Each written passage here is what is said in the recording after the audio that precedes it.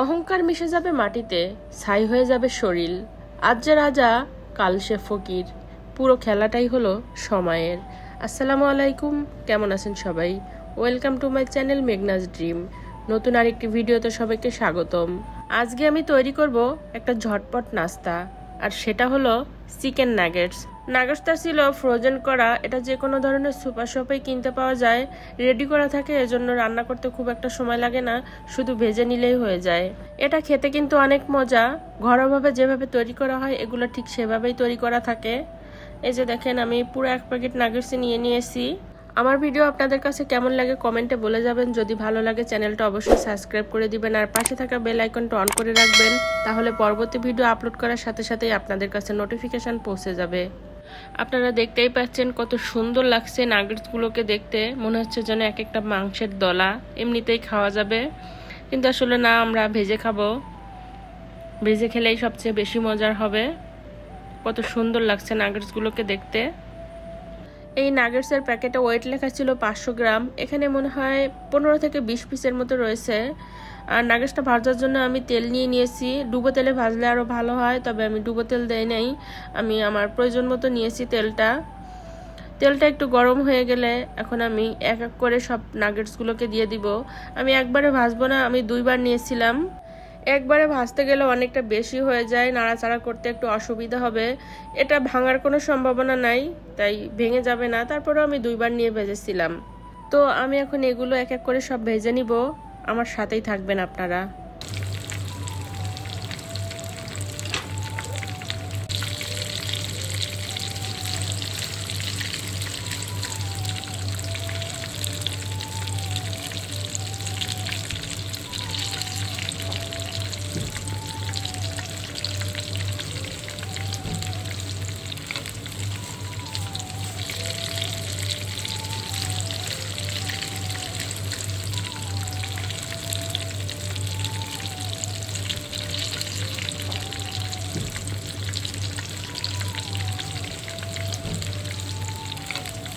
নাগেটসগুলো যখন এক পাশ ভালো করে ভাজা হয়ে যাবে, তখন আমি উল্টিয়ে অন্য পাশও ভালো করে ভেজে নিব।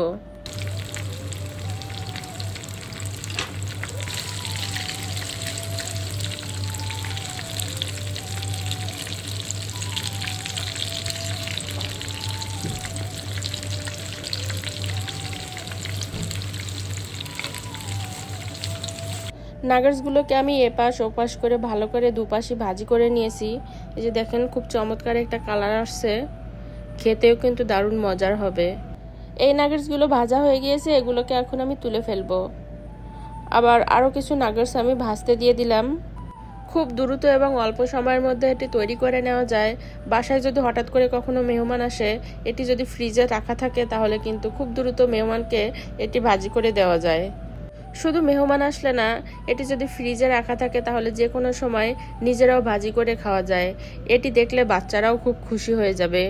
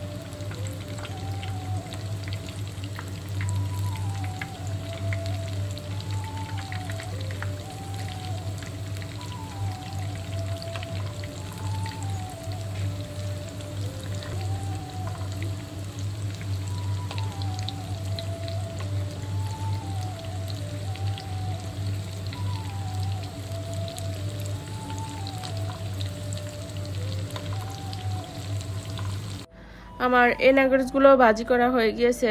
এখন আমি এগুলোকে উঠিয়ে নিব।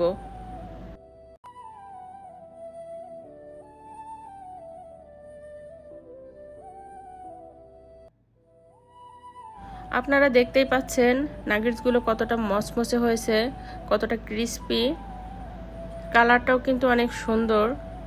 নাগেটসগুলোকে আমি একটা প্লেটে পরিবেশন করে দিলাম।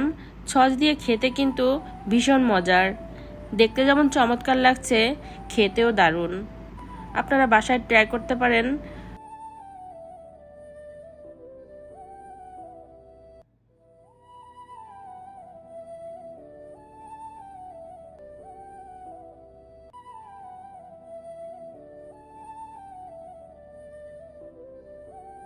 আজকের মতো ভিডিওটা এখানেই শেষ করব। দেখা হবে পরবর্তী কোনো ভিডিওতে। সে পর্যন্ত সবাই ভালো থাকবেন, সুস্থ থাকবেন। সবার জন্য রইল অনেক অনেক শুভকামনা। আল্লাহ হাফেজ। আসসালামু আলাইকুম।